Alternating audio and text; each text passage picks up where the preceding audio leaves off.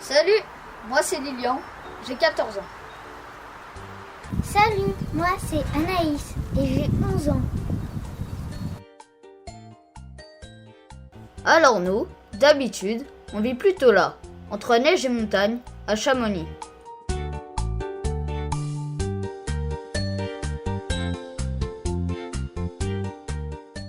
Et notre quotidien d'habitude, c'était plutôt ça. La montagne, la nature, le sport. Entre escalade, randonnée, course à pied, ski, vélo, judo, nous n'arrêtons jamais et tout est prétexte à se retrouver en action ou à vivre des aventures dans la nature.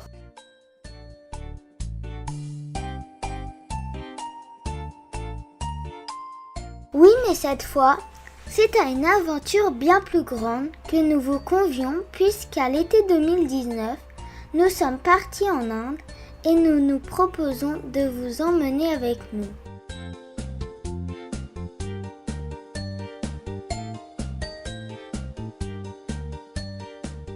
Allez, c'est parti. Décollage de Milan, direction Delhi.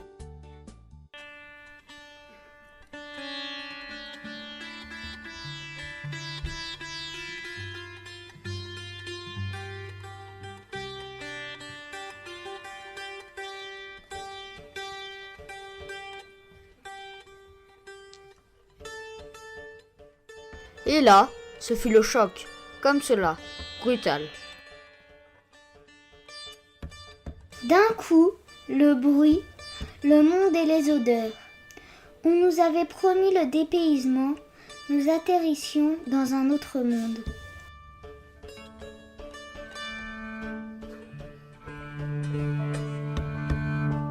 C'était direct, loin de tous nos repères et Old Delhi, un contact sans transition avec l'Inde et cette vie si différente.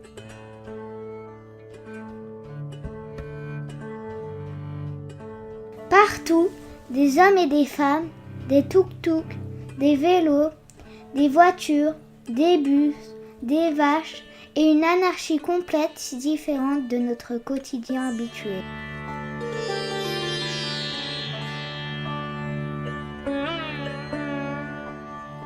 Même l'hôtel était bien différent, un peu défraîchi, avec des vitres comme en prison et des lits en métal. Mais il était propre, l'accueil était gentil et ce fut un refuge face à la folie de cette ville de 20 millions d'habitants. Entre les 35 degrés, l'humidité à 100%, la perte de repères et les dangers qui nous apparaissaient partout, ce n'était pas facile mais en même temps tellement étonnant et tellement différent.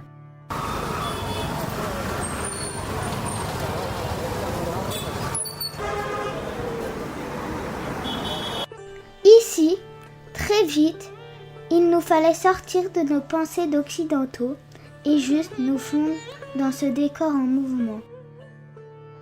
De l'hôtel à la rue, rien n'était comme chez nous. Il n'y avait qu'à regarder et juste à s'étonner. Bon, ça faisait quand même un peu peur et moi, j'avais peur de me perdre. J'avais peur des gens. J'avais peur des klaxons incessants et marcher là, au milieu, était si fatigant. Et en même temps, c'était drôle. Ces restaurants à même la rue, ces gens vendant 3 bricoles sur une charrette, ces mini-épiceries, cette écriture qu'on ne savait déchiffrer, ces gens qui nous accostaient partout pour qu'on vienne manger ou pour nous arnaquer quelques roupies. Eh oui, c'était ça Delhi. Et même le soir venu, ça ne s'arrêtait pas, comme une danse continue.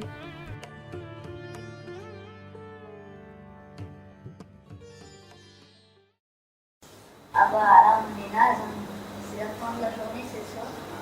Non ouais, c'est épuisant la chaleur et tout. Ouais c'est marrant. Bah c'est un peu bizarre parce qu'il n'y a pas de hiver, c'est la foire complète. La foire, mais quelle jolie foire pour nous qui découvrions ça en tuk-tuk ou à pied et en nous promenant dans Delhi et dans les quartiers les plus authentiques du vieux Delhi et de Main Bazar à Changi Chowk. Oui, enfin, le calme de New Delhi, du Lotus Temple, de la Porte de l'Inde et de quelque part nous ont aussi fait du bien.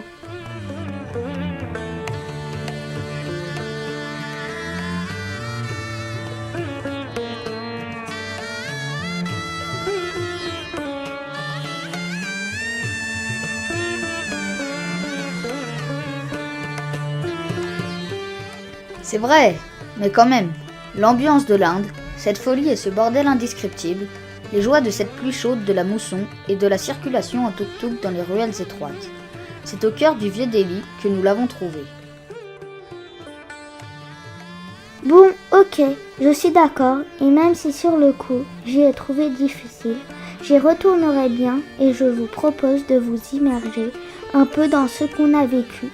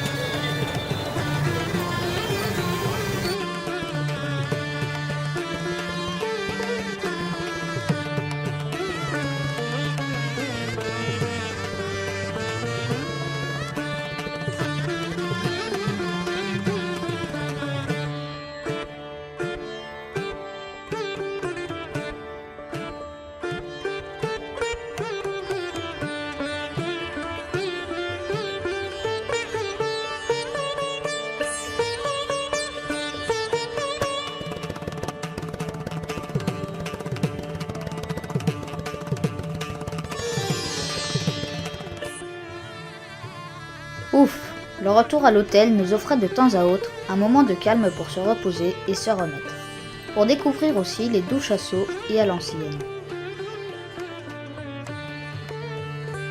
Mais déjà, à 4 heures du matin, et alors qu'un festival se préparait, il était temps de repartir et d'aller découvrir une autre facette de ce pays qui, en quelques jours, venait de nous ensorceler. Direction plein sud et direction Agra pour aller découvrir un des joyaux du pays et le palais du Taj Mahal. On dort un peu dans le taxi, mais on découvre aussi les paysages, les cultures de riz ou les huttes de stockage des récoltes, le long de l'autoroute. Et l'on s'étonne encore, là, d'une voiture qui roule au gaz pour limiter la pollution, là, d'un monument. Et puis l'on visite le Fort Rouge, le plus grand fort de l'Inde, classé au patrimoine mondial de l'UNESCO et construit tout en grès rouge.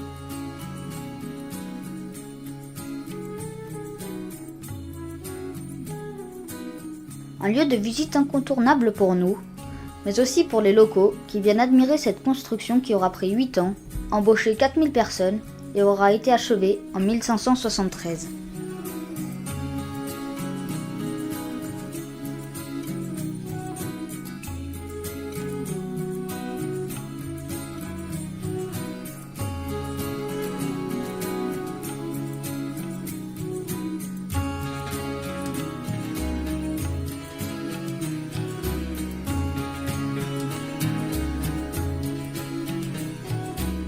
Surtout, et en cette période de mousson, nous, on était venus pour le Taj Mahal.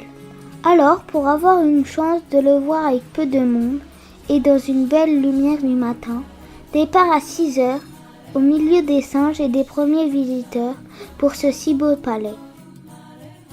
Un palais déjà vu 1000 fois, mais qui surprend quand même par sa beauté unique et son histoire tragique, puisqu'il fut construit par l'empereur moghol Shah Jahan en mémoire de sa femme morte lors de l'accouchement de leur 14e enfant. Il paraît même que l'architecte eut les yeux crevés, les mains coupées, pour ne plus pouvoir construire quelque chose de plus beau. Enfin, c'est ce que le guide nous a expliqué en anglais. Et c'est vrai qu'entre le marbre blanc et les pierres précieuses incrustées dedans, entre l'architecture unique et absolument semblable sur les 4 côtés, entre les 1000 éléphants qui furent nécessaires à sa construction, on pourrait en dire beaucoup sur ce magnifique palais mais on préfère vous laisser juste le contempler.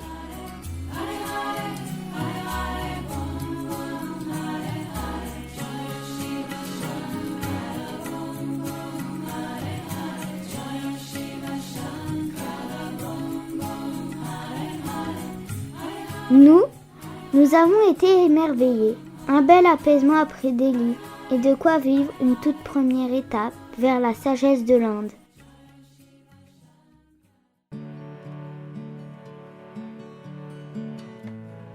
Et de la sagesse, il nous en aura fallu à l'aéroport. Impossible soi-disant de rejoindre le Ladakh à cause des conditions météo.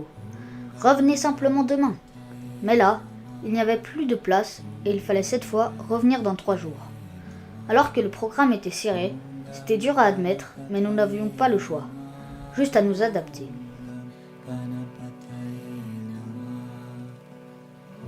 Quitte à devenir sage alors, autant repartir à la source et improviser quelques jours à Dharamsala. Au lieu du bouddhisme, refuge des Tibétains en exil et lieu de résidence du Dalai Lama sur les contreforts de l'Himalaya.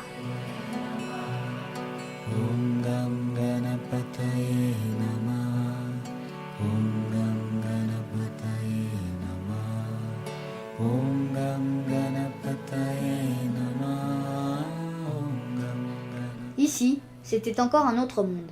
À une altitude entre 1500 et 2000 mètres, tout était plus vert. Le climat plus frais était plus agréable, même s'il y avait encore la mousson. Mais que cette vision des contreforts himalayens recouverts de forêts était belle.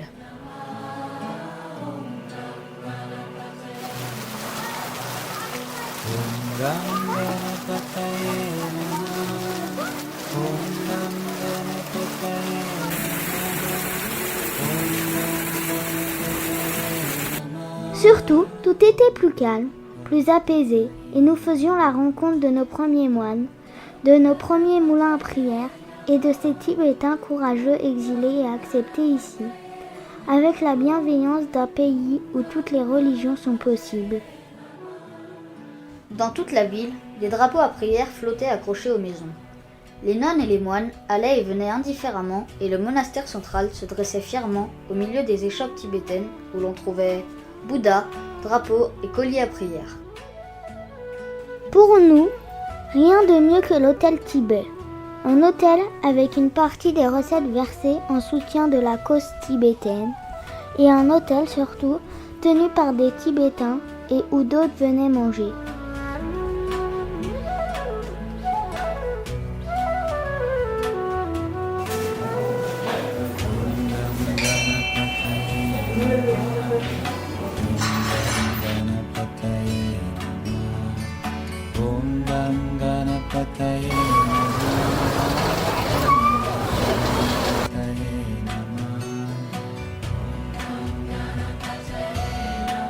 Il n'y avait qu'à lire les citations du Dalai Lama, qu'à tourner les moulins à prière, qu'à se laisser imprégner de ce mélange de vie indienne et tibétaine.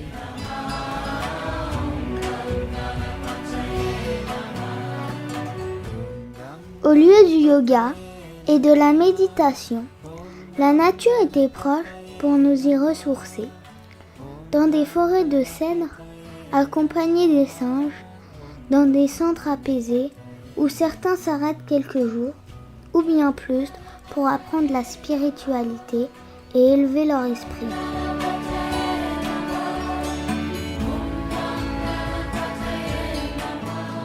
Nous n'en avions pas le temps, mais cela ne nous a pas empêchés de nous imprégner de cette ambiance reposante, apaisante et magique.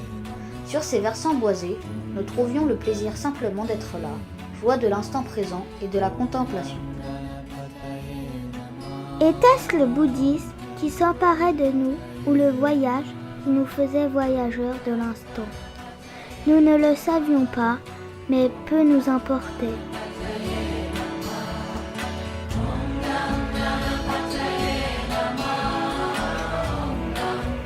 Tout le bonheur que chacun trouve dans le monde vient d'un bonheur que l'on souhaite aux autres. Toute la souffrance tient à un bonheur que nous ne souhaiterions que pour nous-mêmes. C'était ce que disait le panneau, et encore une leçon apprise par toutes ces découvertes. Ce n'est pas toujours simple à appliquer, mais sur ces contreforts luxuriants de l'Himalaya, dans cette lumière magique d'après Mousson. C'était quand même plus facile et en regardant autour de nous, c'était juste beau.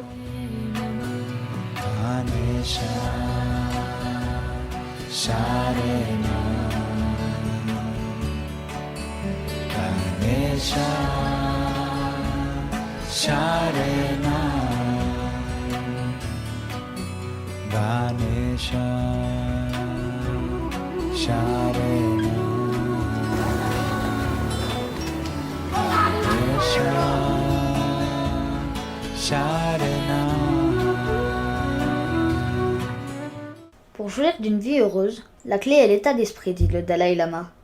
Et nous étions heureux.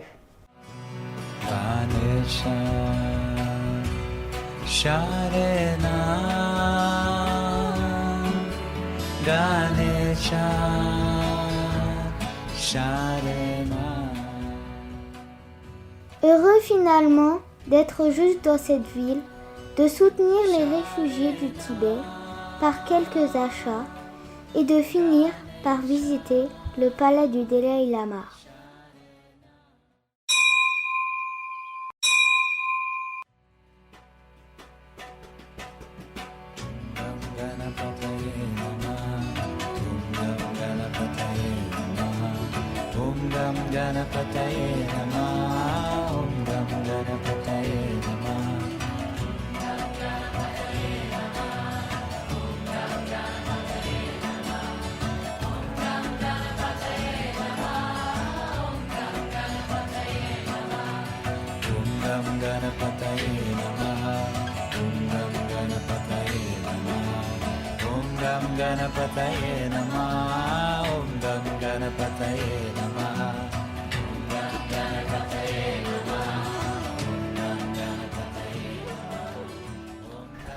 Que c'était chouette, cette religion bienveillante et ces sourires de gens ayant pourtant tant souffert lorsque, du Tibet, ils sont venus ici reconstruire leur si joli monde.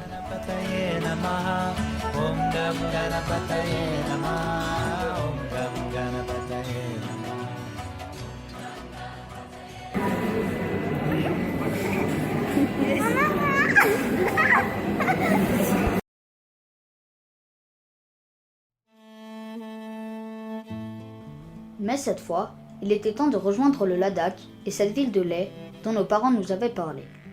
Le survol en avion de l'Himalaya était déjà grandiose, l'approche de la ville magique et l'atterrissage ici tant attendu depuis le début du voyage.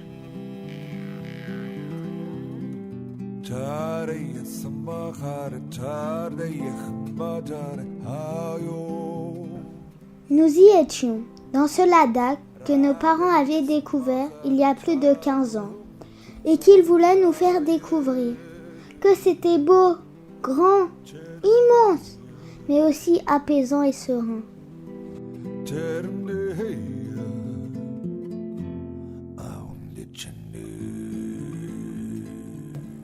Ici, l'air était pur, le climat agréable, les potagers verdoyants, les ruelles tranquilles, les monuments si beaux et les gens au visage burinés par le soleil, magnifiques et gentils.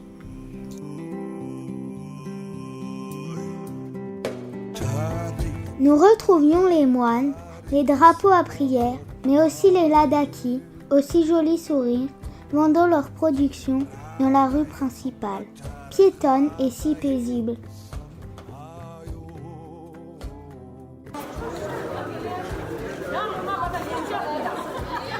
Il suffisait de s'asseoir, juste de regarder, ou parfois d'aller à la rencontre de ces travailleurs du jour.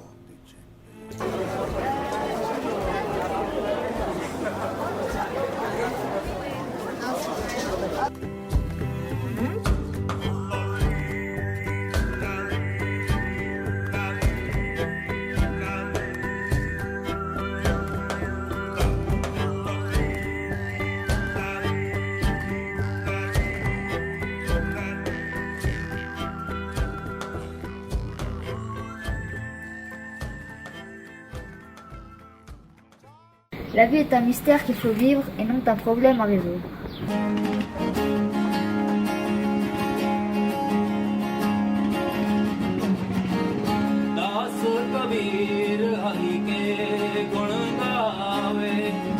Das Kabir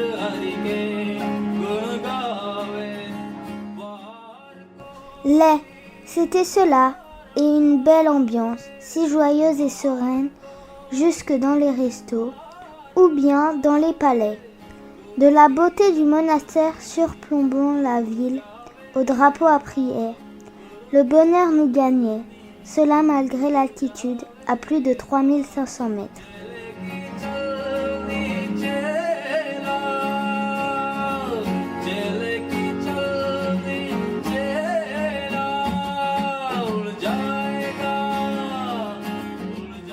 Nous découvrions tout avec admiration et tout nous plaisait ici, comme dans un joli rêve. Observer les marchés, les objets tibétains, se sentir serein et en sécurité, acheter des abricots, accepter les sourires, lancer des djoulé et juste se sentir bien au son d'un musicien.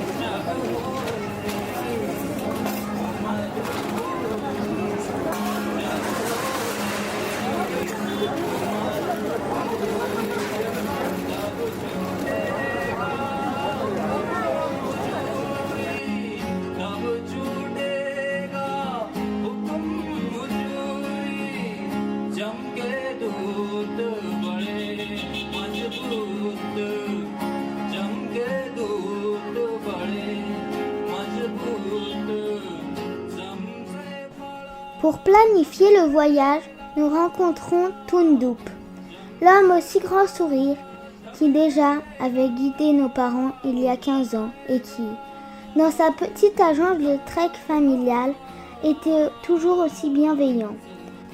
Avec lui, tout était nos problèmes et déjà tout prévu. Nous laissons le temps de déambuler tranquillement entre boutiques, paysages et moulins à prière.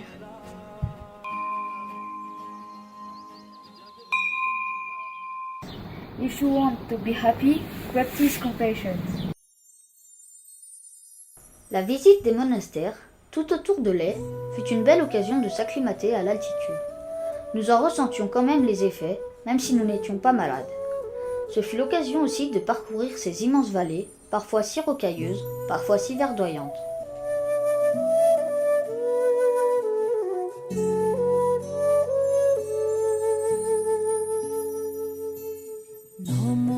Ces paysages, ces roches, ces cultures et les visages croisés étaient remplis de la philosophie du temps, d'un bonheur de l'instant que nous faisait découvrir chacun des monastères.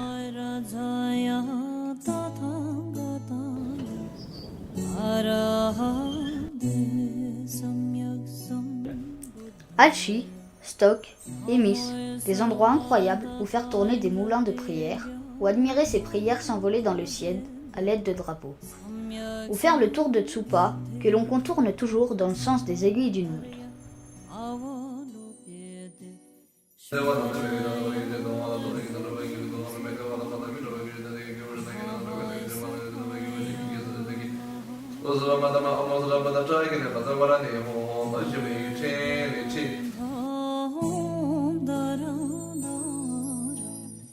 De monastère en monastère, le bouddhisme nous offra ici paix et sérénité, s'emplissant des merveilleux paysages que nous pouvons contempler de ces promontoires rocheux.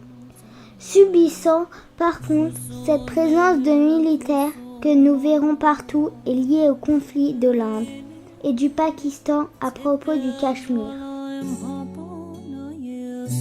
Mais peu importe, les moines sont ici gardiens d'une histoire et d'une philosophie de vie. Priant pour le bien de l'humanité, ils sont autant cachés que visibles parfois avec un smartphone, mais le son de leur mantra demeure encore dans nos cœurs d'enfants.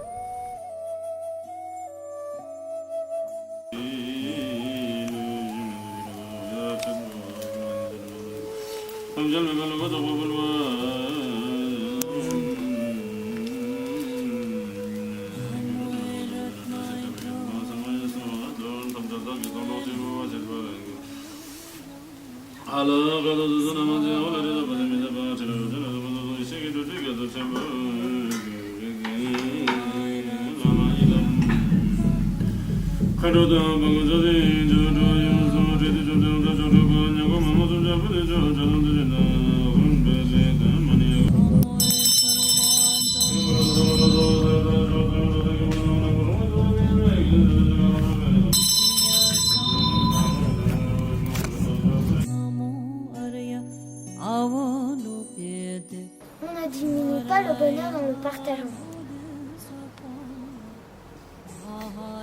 Considère celui qui te fait voir tes défauts comme s'il te montrait un trésor.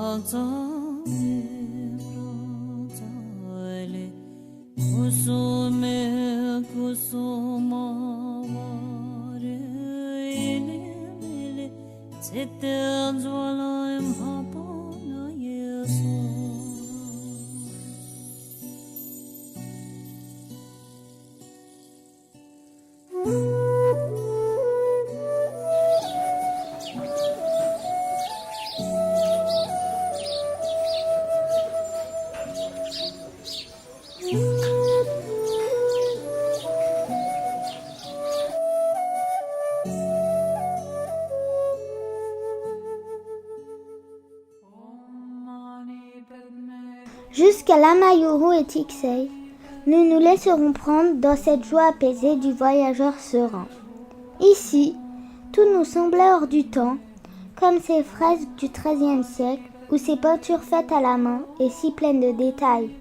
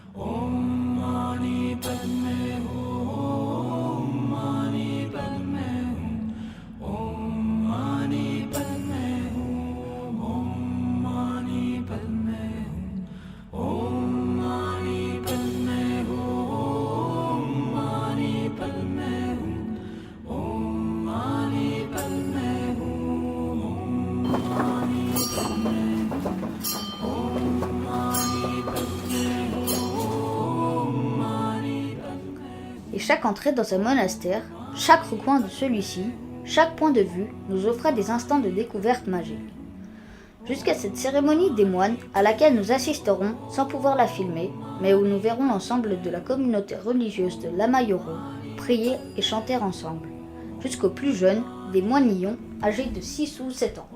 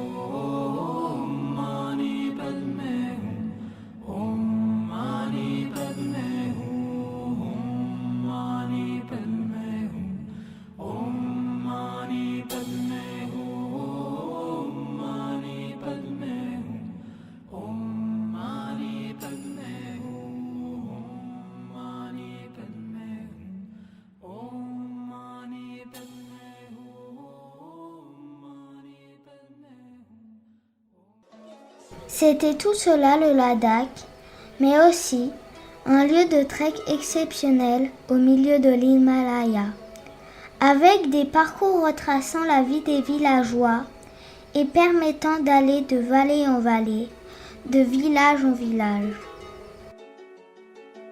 Et si nos parents avaient fait la grande traversée Leh-Padum d'Arsha, nous avions prévu quelque chose de plus court, en raison du temps dont nous disposions et de l'inconnu de notre adaptation à ces hautes altitudes. C'était donc parti pour un petit trek de quelques jours avec nos guides Thupten et Yangjor au départ de Fangila à 3300 mètres d'altitude. De quoi donner tout de suite le ton, entre montage des tentes, admiration des immenses montagnes, contraste des cultures d'orge et découverte de la beauté d'un village typique du Ladakh.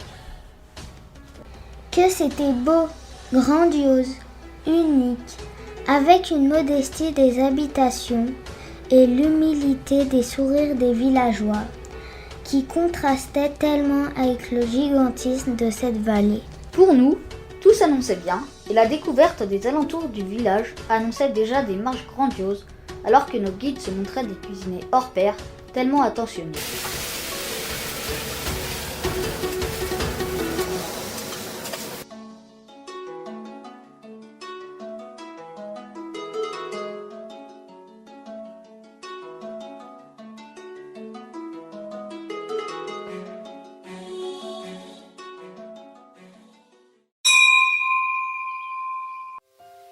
Le lendemain, c'était le grand départ.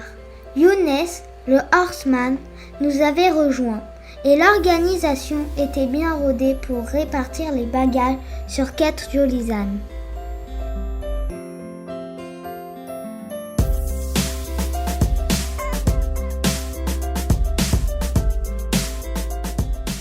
Et déjà, nous avions plaisir à nous enfoncer plus loin dans cette vallée, sous les drapeaux à prière, admirant les pierres gravées et les versants abrupts des massifs alentours.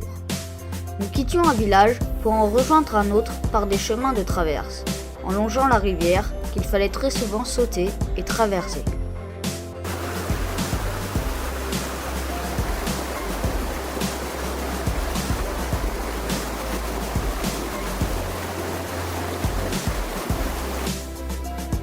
Qu'il était bon de marcher et de laisser son esprit se perdre dans ces immensités.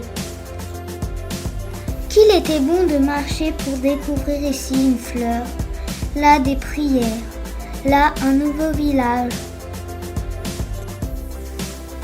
Il n'y avait rien de mieux pour saisir cette vie, aussi rude que belle, et juste pour comprendre ces modestes habitants, encore coupés du monde et à qui il faut parfois plus d'une journée de marche pour rejoindre la première route.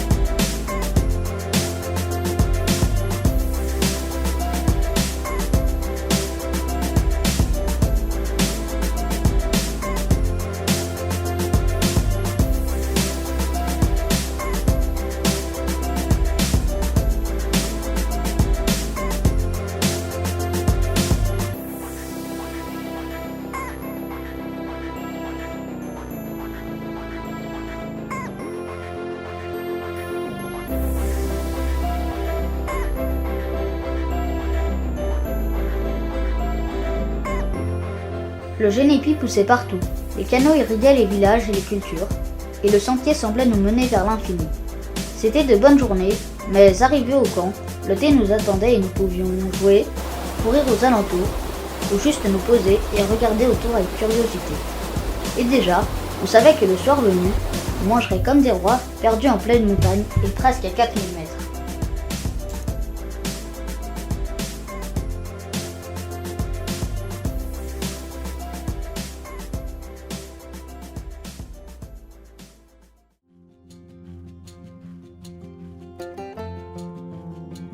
Les jours étaient tous différents, chaque chemin unique, et les tsupas, les dzos, quelques yaks ou les barrales sauvages nous émerveillaient.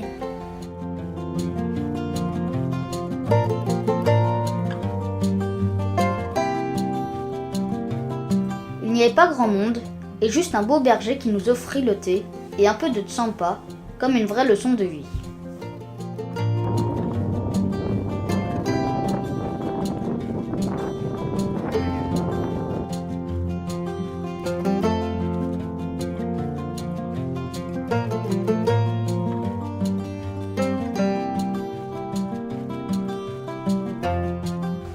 Les montées étaient rudes, l'altitude fatigante, mais c'était tellement beau et tellement immense.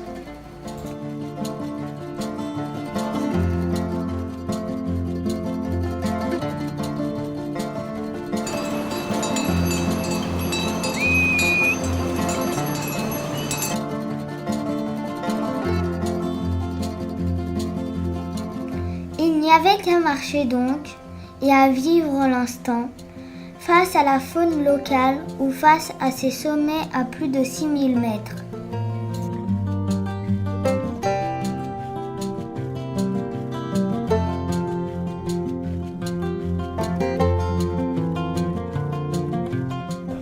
On finira même, petite fierté d'enfant, et en soufflant un peu, par monter plus haut que le Mont Blanc et sans croiser la neige. Bon, là on s'est levé à 6h du matin.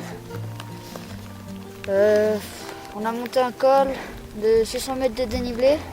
Là on est à 4500. Il fait un peu froid, il pleut, donc là c'est un peu dur.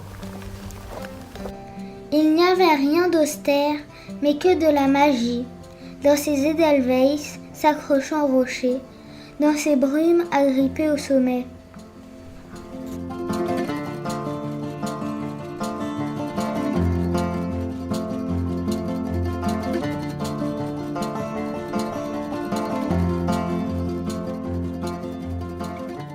C'était un peu dur, il pleut, on a un peu froid et puis on s'est bien habillé, mais c'était dur.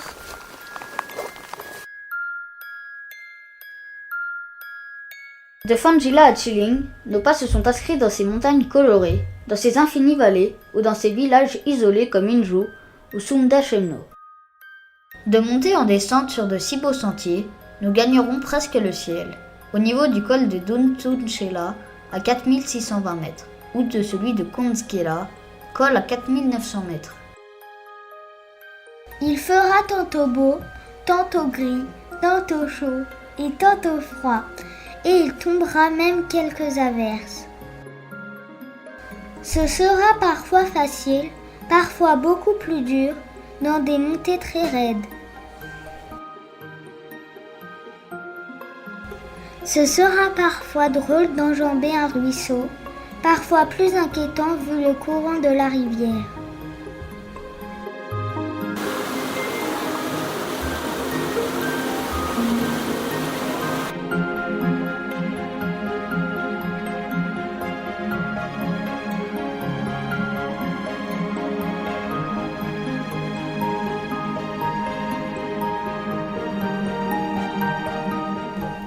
Mais toujours, Tupten, Yongjo ou Younes viendront nous aider ou jouer avec nous, gardant cet éternel sourire comme une joie d'enfant.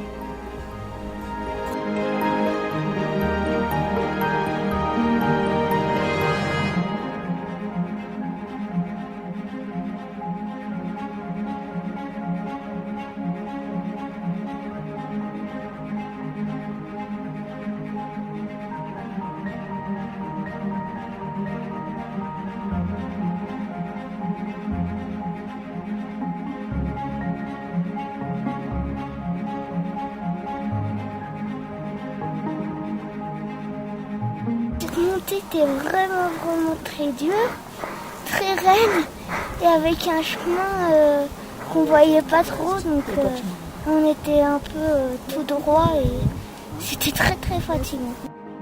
Mais laissez-nous vous offrir un peu de la beauté de ces montagnes et juste vous faire partager quelques images de cet espace unique que nous avons parcouru.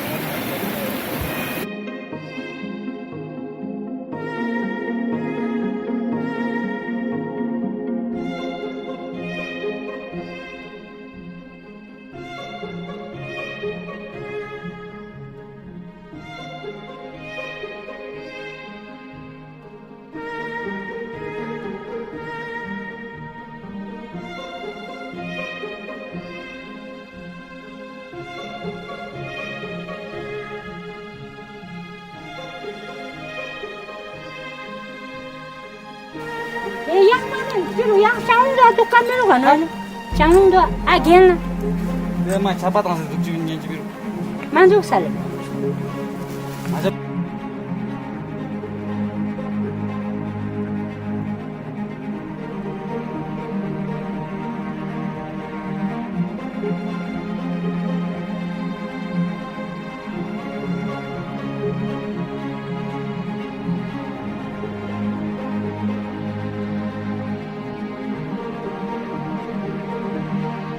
Car voilà, ce ne fut que quelques jours, mais tellement intenses et forts que même en marchant, ils sont passés si vite.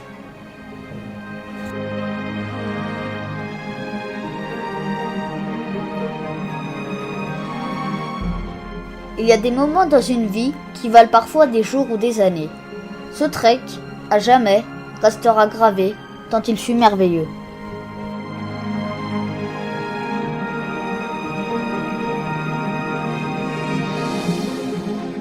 Il y eut des rencontres aussi belles que les paysages, des sourires et une gentillesse chez nos guides, ou chez les habitants aussi immenses que les montagnes voisines.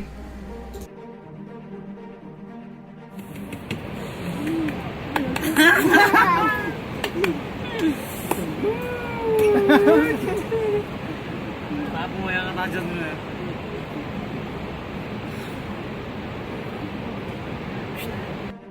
Le contraste était fort avec nos vies modernes, mais l'occasion de comprendre que parfois, le bonheur n'a d'égal que la simplicité. Revenus à Leh, nous en profitions pour assister à un festival bouddhiste au monastère de Pyang. Au son des tambours, des cymbales, des trompes et autres instruments traditionnels, les moines du monastère dansent alors pour chasser les démons.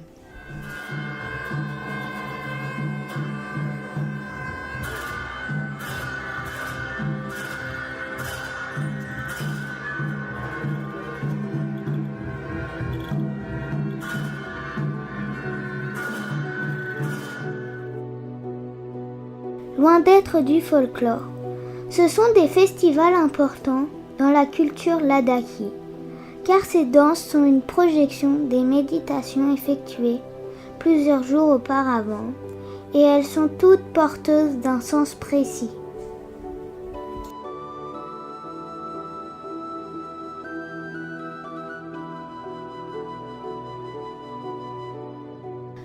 Difficile pour nous de comprendre la signification de chacune, mais face au grand tanka, exposé sur la façade et devant ses costumes et ses masques si précieux, nous étions une nouvelle fois transportés ailleurs.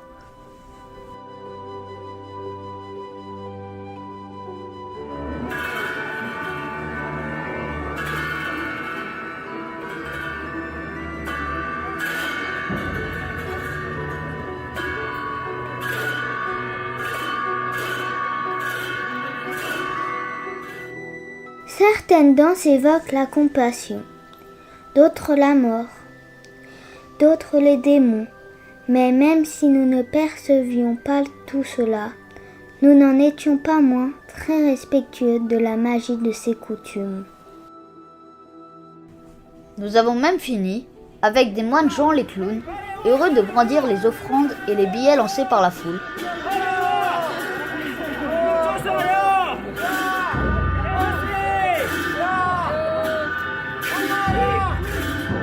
Yes!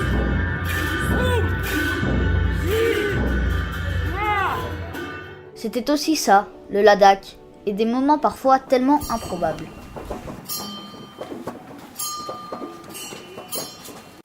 En France, nous avions déjà renoncé à l'idée trop ambitieuse d'aller en trek jusqu'au lac Tsommoriri. Mais si nous avions abandonné cette idée de la marche, nous avions adapté le programme pour pouvoir quand même découvrir ce lac, perché sur ces hauts plateaux himalayens et cette haute région du Ladakh. Aussi, toujours accompagnés de Thupten et Yangjor, nous sommes repartis sur d'autres aventures, mais cette fois en voiture. Découvrant, sur des routes ressemblantes à des pistes et à 30 km/h, des paysages rappelant les grandes steppes d'Asie centrale.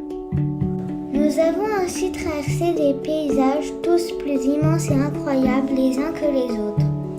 Vu des lacs dans lesquels le ciel venait se perdre, traverser des villages perdus au bout du monde, admirer ces costumes de fête aussi nombreuses turquoises, et nous nous sommes émerveillés encore et encore en arrivant à Tsommoriri et devant ce lac perché à 4500 mètres d'altitude.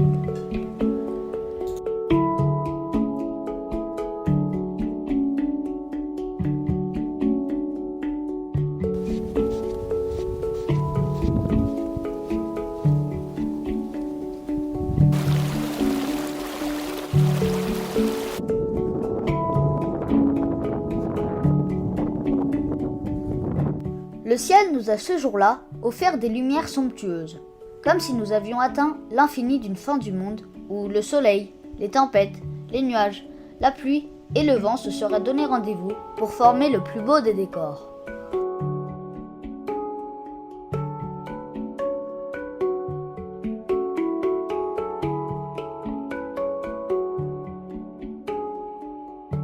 Il n'y avait qu'à se promener, qu'à profiter de la beauté du lieu, qu'à nous fondre sur cette scène du monde encore préservé.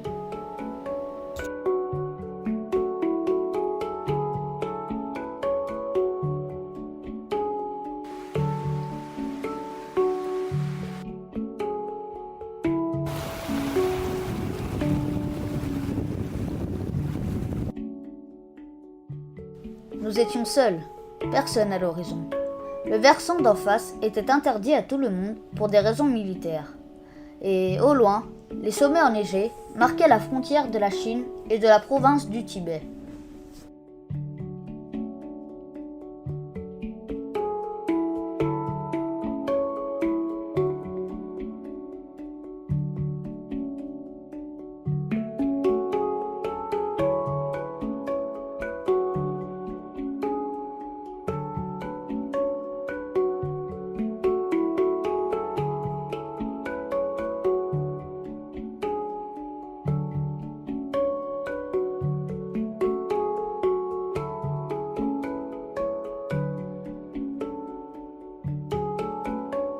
Ici, nos prières pouvaient s'envoler dans le ciel, plonger dans le lac comme quelques ricochets, s'écrire dans de jolis cairns ou s'inscrire dans nos pas.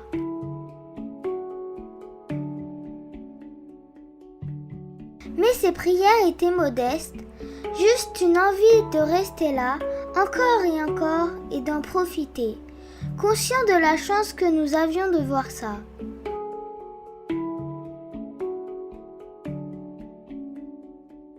C'était beau, c'était chouette, c'était drôle, et nous ne pouvions que sauter de joie.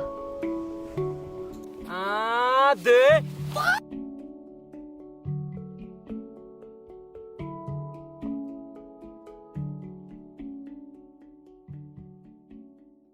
Mais déjà, il fallait repartir au son d'un haut Mani Pemheo qui résonnait dans la voiture.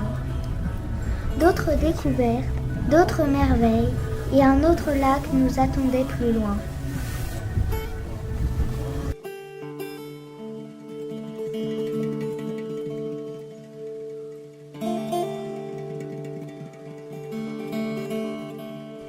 Et oui, le Ladakh est encore d'autres trésors, dont certains perdus au milieu d'une grande plaine et d'un espèce de marécage assez drôle à traverser. Il y avait là un geyser, mystère de la nature et du centre de la terre. De l'eau en sortait brûlante, Il était même difficile d'y mettre les pieds au début. C'était aussi drôle qu'incroyable. Mais des merveilles, il y en avait tout le long de la route. Entre les campements nomades, l'immensité du ciel, la vue des crues cendrées ou des chevaux sauvages parcourant ces plateaux. Nous étions dans un autre monde. Le ciel semblait ici encore une fois venir embrasser la terre. Et tout était encore sauvage, préservé, isolé, unique. Danser et jouer pour célébrer la beauté du monde, laisser notre regard embrasser le lointain, prendre conscience de la magie du monde et de la nature, nous ne pouvions faire que cela, et pris d'une humilité sage face à ce paysage.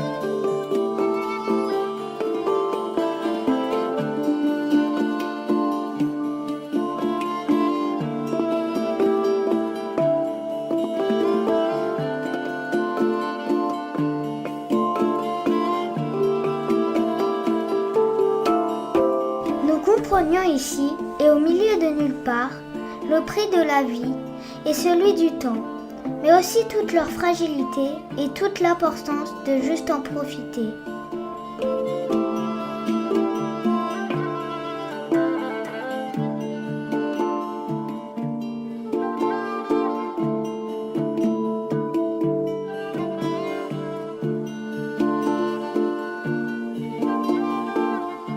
Car déjà, ça allait être la fin de notre périple dans cette merveilleuse province du Ladakh.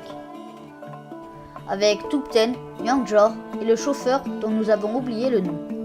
À l'image de ce dernier gâteau, leur gentillesse n'avait eu d'égal que la grandeur et la beauté de nos découvertes.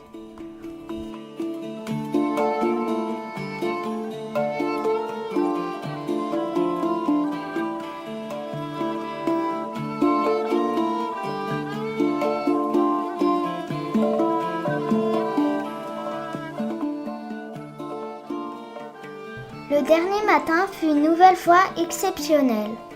Un petit déjeuner au soleil dans l'immensité de ces steppes d'altitude à 4800 mètres. Et le lac Tsokar, un lac salé perdu là au milieu, nous offrit encore tout le reflet de la beauté du monde et des derniers moments de magie sur ces si hauts plateaux, avec des reflets incroyables et le bonheur de quelques photos originales.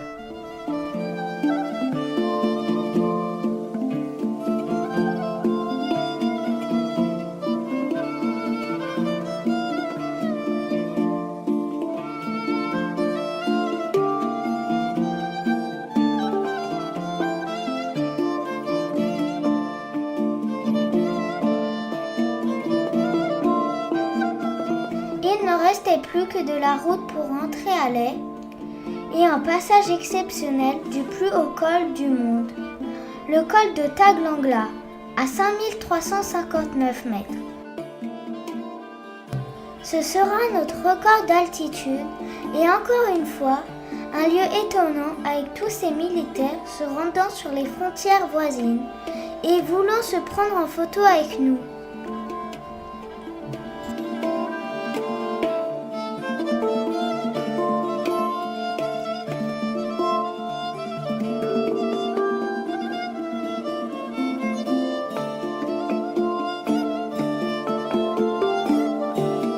Mais voilà, toutes les belles choses ont une fin, et pour nous, ce retour signifiait la fin de notre séjour au Ladakh, et de cette région où nous nous étions sentis si bien.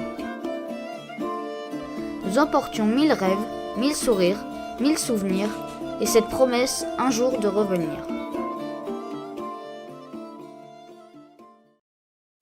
Cela sentait déjà un peu la fin du voyage. Mais non, nous ne pouvions pas quitter l'Inde sans retourner une nouvelle fois dans son ambiance si particulière et si folle. Alors, quitte à y retourner, autant replonger à la source et se rendre le long du Gange pour y découvrir les pèlerinages hindouistes et ces lieux sacrés où tant d'Indiens viennent se recueillir. Nous avons ainsi débarqué à Haridwar et tout de suite découvert, au bord du fleuve, une vie et une spiritualité intense.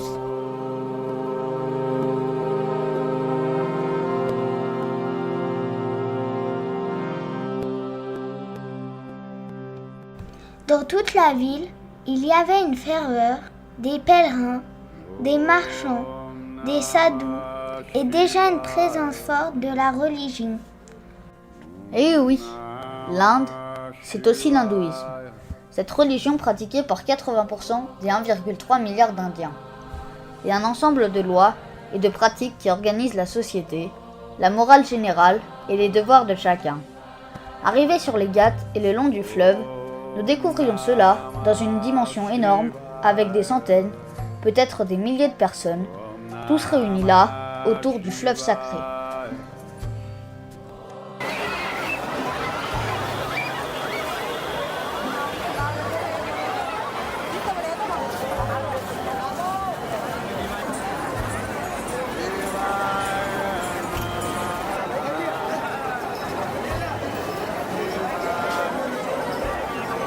Beaucoup se baignaient et se lavaient pour se purifier. D'autres préparaient les festivités des jours suivants.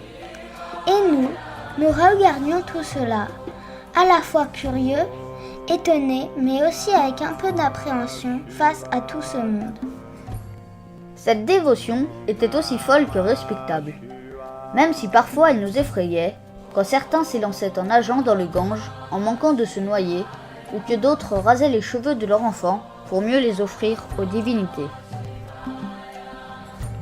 Selon la tradition, c'était ici que le Gange surgissait de l'Himalaya et surtout, un lieu où les fidèles, se baignant dans le fleuve, voyaient leurs péchés effacés. Ils pouvaient aussi, et ainsi échapper, au cycle des réincarnations. Ces cycles qui sont à la base de cette religion hindouiste. Mais pour comprendre encore un peu plus, il fallait monter au temple de Manasa Devi, un temple perché au sommet d'une colline, et gravir quelques centaines d'escaliers par 40 degrés, et avec cette humidité retrouvée à 100%. Il y avait toujours autant de monde, mais c'était cela, cette forte religiosité, dans ce pays où le travail pouvait s'interrompre n'importe quand pour une prière au temple.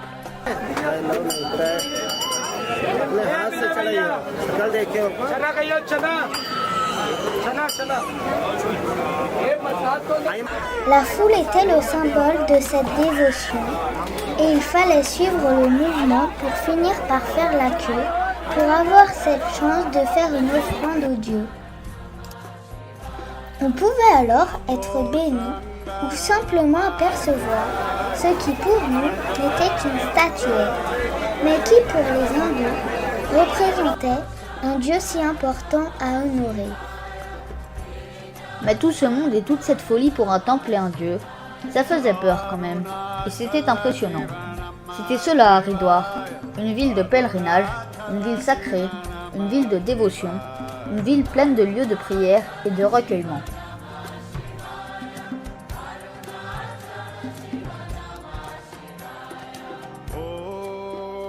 Oui, il en était ainsi, du matin au soir, mais c'était encore plus frappant en fin d'après-midi, où tout le monde se réunissait sur les Ghats pour assister au coucher du soleil et à la prière du soir.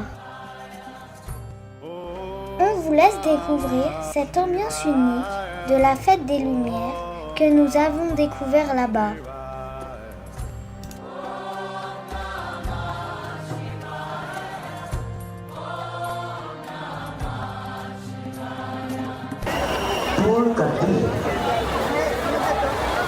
अब आरती से पूर्व मां गंगा का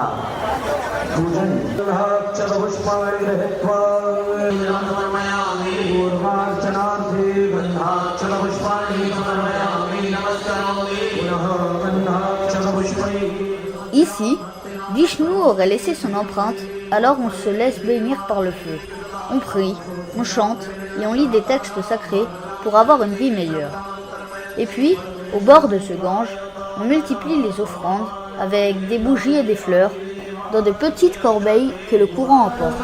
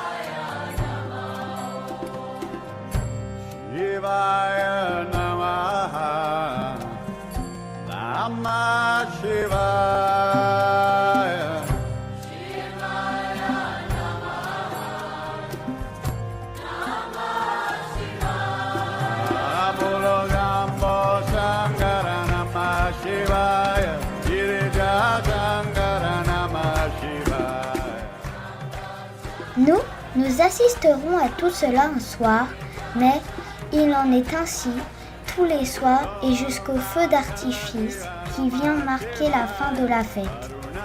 À moins que ce ne soit la mousson qui parfois éclate sur les pèlerins.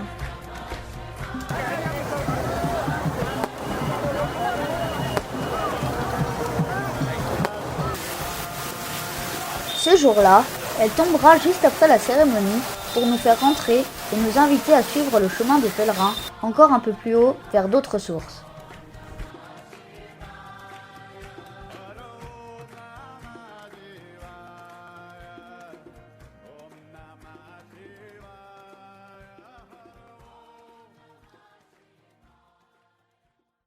Direction Rishikesh, un autre lieu de pèlerinage célèbre, 1 heure plus au nord au pied de l'Himalaya. Ici, le Gange surgit directement de la montagne et par une immense passerelle, on accède à l'autre rive de la ville. Plus calme, plus préservé, plus touristique aussi. Ici, se sont développés de nombreux lieux de méditation, des ashrams et de nombreux centres de yoga pour des occidentaux en quête de sens.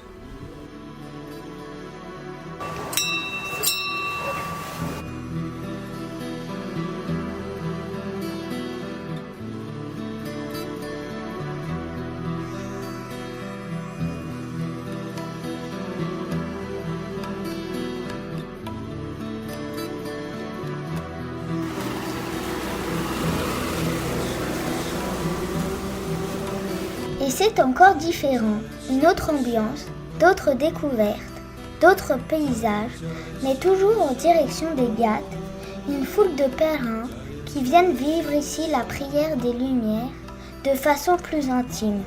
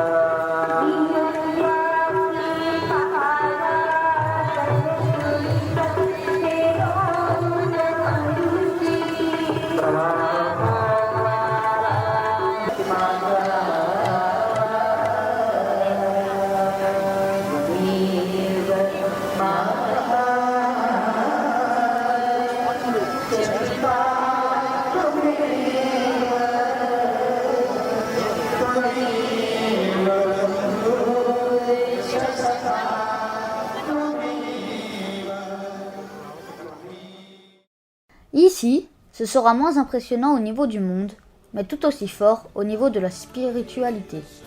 Et ici, nous achèterons nos bougies et nos offrandes pour nous, aussi, prier le Gange et le dieu Shiva.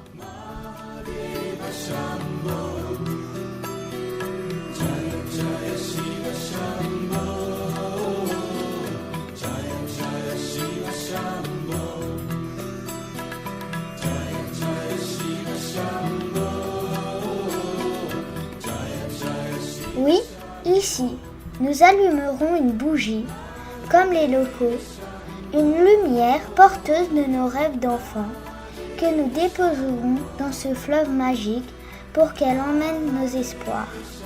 Ce sera aussi notre témoignage d'une ouverture à toutes les religions et d'une tolérance qui devrait juste être la règle partout dans le monde.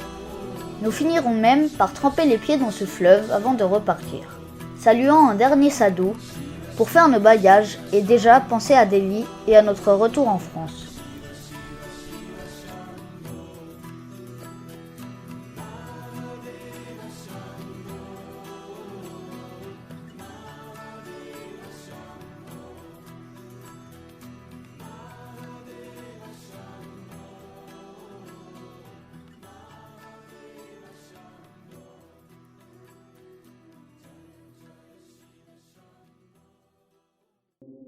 Il ne nous restait plus qu'à laisser notre trace, comme tant d'autres voyageurs passés ici, dans cette auberge de jeunesse où le passage se décline sur les murs en de jolis dessins venus du monde entier.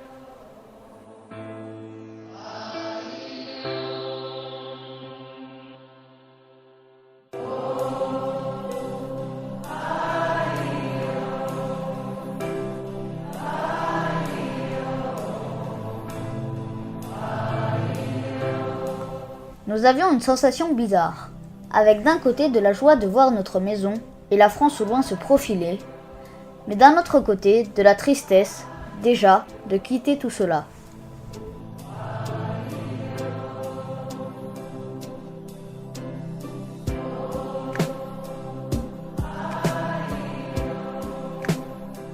Restait à profiter des toutes dernières images, comme de belles cartes postales pour ne pas oublier, pour s'étonner encore ou bien s'émerveiller.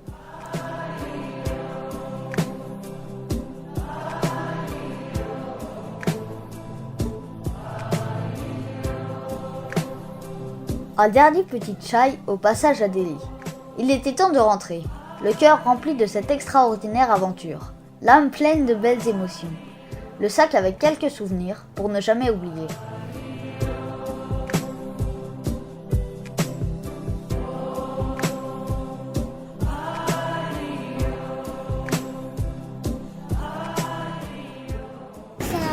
Voyage qui était vraiment super au final et vraiment c'est un voyage qu'on n'oublierait jamais, donc merci beaucoup. Je sais que tout le voyage, je le retiendrai toute ma vie. Après, ce qui m'a vraiment marqué, parce que tout m'a marqué, mais vraiment, déjà je retiendrai, c'est rue de Delhi, incroyable. En plus, on n'était pas allé chercher la moins pire, on était vraiment dans le cœur de Delhi, donc vraiment avec les rues, voilà. Donc voilà, c'est rue de Delhi. Ensuite, ce que je retiendrai vraiment, ce qui m'a marqué, c'est un truc qu'on a vraiment eu de la chance. C'est quand on était allé dans un monastère et on est arrivé en pleine cérémonie bouddhiste, donc avec des moines qui priaient et tout. Et cette cérémonie, elle m'a vraiment émue. Et elle m'a vraiment marqué. Que peut-on rajouter pour ne pas verser une larme, pour ne pas être triste, que tout soit terminé? Il y en aura d'autres, c'est sûr, mais peut-être pour le prochain. En partant de la maison, car nos crédits carbone doivent être bien épuisés. Maintenant, pour grandir comme cela, peut-être que cela valait le coup d'aller quand même là-bas, et on peut vous laisser encore quelques images de ce tout autre monde.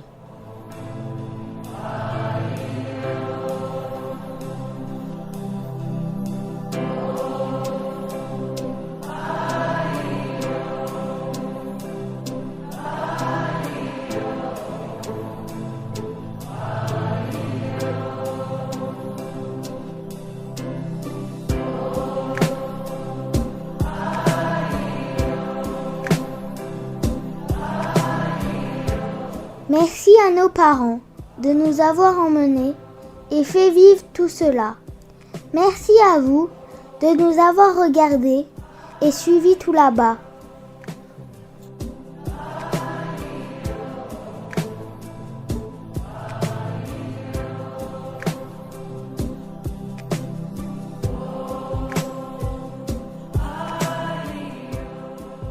On a appris en Inde à découvrir un monde bien sûr bien différent. On ne peut qu'en revenir changé et bien plus tolérant.